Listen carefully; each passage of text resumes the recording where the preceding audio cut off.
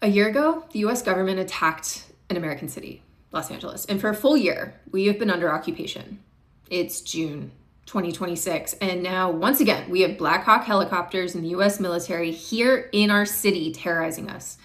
Bill Saley, he's on TV creating fear, sowing distrust about the election. They're creating another plot line to play out on your TV. We are all unpaid actors in their Squid Games. This is going to be longer than 3 minutes, and it's important. Please share, comment. Everyone needs to be aware of what is coming. What happened this week in LA is important. We were very loud about what happened here last summer in LA, and we were written off by the whole country as violent rioters and criminals. Then other cities found out firsthand what our own government is more than willing to do to us.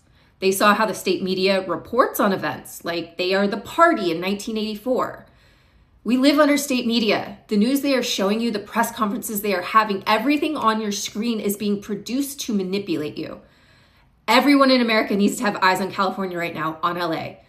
Tuesday was the primary election in California.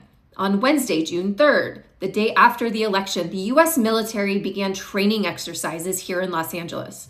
That's right, the US military is back in Los Angeles. Rick Cole of the Pasadena City Council posted a video saying they were told about this training just before it took place, and they were not allowed to inform the public that it was happening until the operation began at 5:30. They didn't want to warn the public that this would be taking place until 2 a.m. in a residential neighborhood where families sleep. Just dropped soldiers on the roof. They're simulating an attack on the building. A U.S. military training exercise is taking place. I really don't understand why the U.S. military thinks it can come into a residential neighborhood without notice and be setting off artificial flashbangs.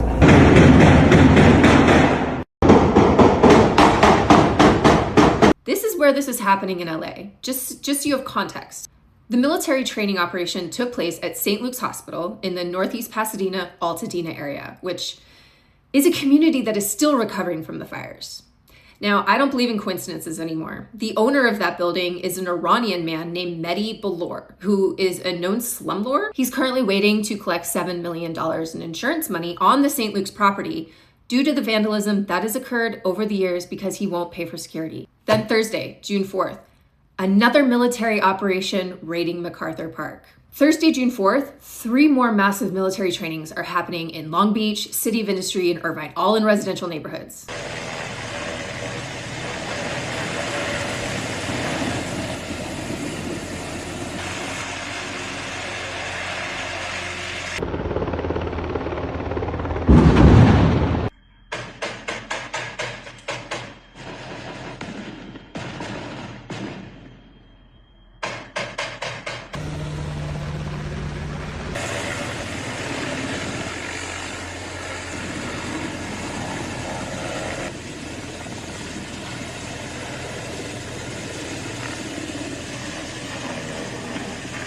I don't see the military training to keep us safe in these videos. All I see is what they're planning to do to us. These are not drills. The LA City Attorney, Heidi Feldstein Soto, she was decisively removed from office on Tuesday. Love that journey for her. She's incredibly corrupt. She's not only been giving legal protection to LAPD to brutalize citizens and take away our constitutional rights, but also trying to help LAPD find their way around that pesky First Amendment when it comes to the press and media in particular. If you're anti-ICE in LA or you dare to tell the truth of what's happening here, your rights in the city are hanging on by a very frayed thread. Like, seriously? Yeah, that's kind of crazy. What the